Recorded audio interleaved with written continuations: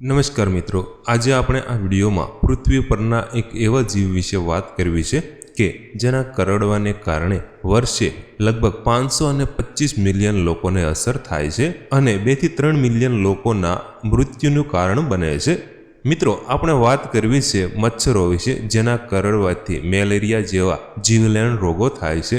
મિત્રો, શું તમે જાણો છો કે સમગ્ર વિશ્વમાં દર વર્ષે 20 ઓગસ્ટે વિશ્વ મચ્છર દિવસ મનાવવામાં આવે છે। 20 ઓગસ્ટ 1897ના રોજ બ્રિટિશ ચિકિત્સક સર રોનાલ્ડ રોસે માદા એનોફિલિસ મચ્છરની શોધ કરી હતી જે મેલેરિયા જેવા જીવલેણ રોગનું કારણ છે। ત્યારથી દર વર્ષે આ દિવસ સમગ્ર વિશ્વમાં વિશ્વ મચ્છર દિવસ તરીકે ઉજવવામાં આવે છે। આ દિવસની ઉજવણીનો હેતુ લોકોમાં મચ્છર કરડવાથી થતા રોગો અને તેનાથી બચવાના ઉપાયો વિશે જાગૃતિ વધારવાનો છે। હવે મિત્રો, આપણે મચ્છરો સંબંધિત કેટલીક રસપ્રદ વાતો જાણીએ તો મિત્રો, આખી દુનિયામાં લગભગ 110 ટ્રિલિયન મચ્છરો હોય છે અને વિશ્વમાં તેની લગભગ 3000 જેટલી પ્રજાતિઓ છે।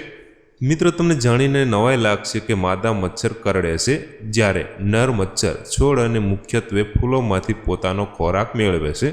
મચ્છરોની પ્રજનન પ્રક્રિયામાં માનવ રક્ત મહત્વની ભૂમિકા ભજવે છે। માનવ રક્તમાં માદા મચ્છરના ઈંડાના વિકાસ માટે જરૂરી પ્રોટીન હોય છે।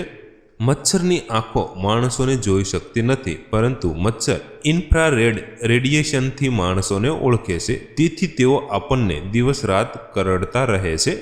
મચ્છર તેના શરીરના તાપમાન અને ગંધ દ્વારા પણ માણસને ઓળખે છે। મચ્છર કાર્બન ડાયોક્સાઇડ અને લેક્ટિક એસિડ તરફ વધુ આકર્ષાય છે, માટે તેઓ જેટલા વધુ ઉત્પન્ન થશે તેટલા વધુ મચ્છર આપણી આસપાસ આવશે। મચ્છરોમાં લોહી પીવાની ક્ષમતા ખૂબ વધારે હોય છે। તેઓ તેમના પોતાના વજનના 3 ગણા જેટલું લોહી પી શકે છે। જો મિત્રો તમને અમારો વિડીયો પસંદ આવ્યો હોય તો પ્લીઝ વિડીયોને લાઇક અને શેર કરવાનું ભૂલતા નહીં।